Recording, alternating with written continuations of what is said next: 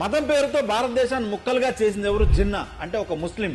రామ మందిరాన్ని పగలగొట్టి మసీదు నిర్మించింది బాబర్ అంటే ఒక ముస్లిం. గురుతేజ్ బహదూర్ తల నరికిన వాడు ఔరంగజేబ్ ఒక ముస్లిం.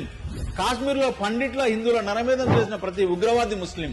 ముంబైలో బాంబు పేలులకు పాల్పడిన వ్యక్తి దావూద్ ఒక ముస్లిం. భారత పార్లమెంటుపై దాడి చేసిన అఫ్జల్ ఒక ముస్లిం. గోధ్రాలో కరసేవకులను సజీవ దహనం చేసిన ప్రతి జిహాదీ ముస్లిం.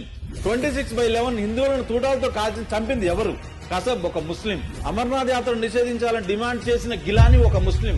15 నిమిషాలు పోలీసులు పక్కకు తప్పకుంటే 100 కోట్ల మంది హిందువులు నరికివేస్తానని బహిరంగంగా శబ్దం చేసిన ఓవైసీ ఒక ముస్లిం.